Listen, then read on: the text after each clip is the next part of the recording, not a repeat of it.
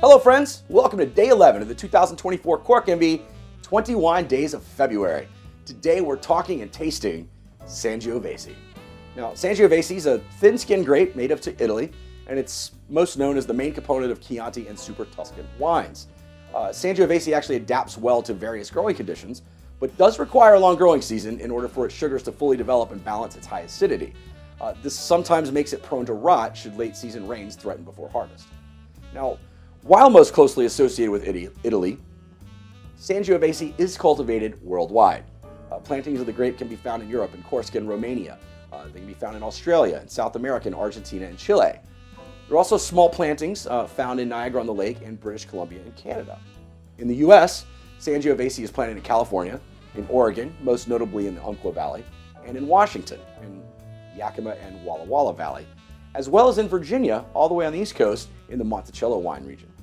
Now, Sangiovese wines actually vary depending on the climate in which the grapes are grown and the style in which they are made, but Sangiovese generally presents aromas and flavors of cherries, spices, think sage and rosemary, leather, tea, and tobacco.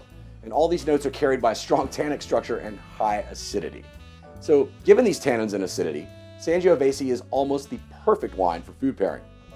It goes well with high-acid foods, such as tomato-based pasta sauces and pizza sauces. It holds up to savory spice dishes.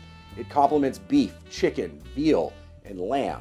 And it also complements and goes with earthy vegetable dishes. So, what are you having for dinner tonight? Almost anything? Pull out a bottle of Sangiovese and you should almost always be sorted with your wine pairing.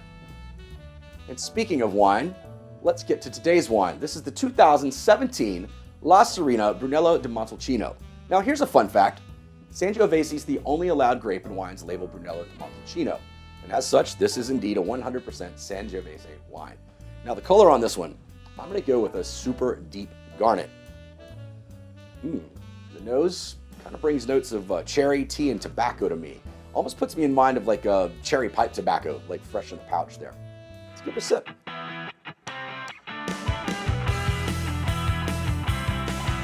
Wow.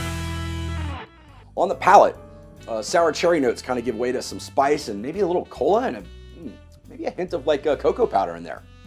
That said, the mouthfeel of this one is super silky and smooth, probably because it went through a malolactic fermentation during the winemaking process. Now, the finish on this one isn't too long, but it's pleasant and kind of keeps you wanting another go. Yeah. So I'm going to pair this wine with, well, pretty much anything. But I happen to be making a steak in my cast iron skillet later tonight, so that's what I'll be pairing it with, and I think it'll go beautifully. But I'd love actually to give this one a try with some lamb chops, maybe in March once I'm done having a different wine every day. All right, friends, that's the wine portion. Brings us to today's haiku. Here we go. Spicy, savory. You envelop our senses. Sangiovese. All right, friends, that's it for today. As always, I'd like to thank you for watching and sharing and commenting and generally supporting my on-camera imbibing and shenanigans. May whichever team you're supporting in this big game today do as well as you hope they will. Hope you're having a great weekend. Until tomorrow, remember to be nice, be safe, and be happy. Cheers, mates.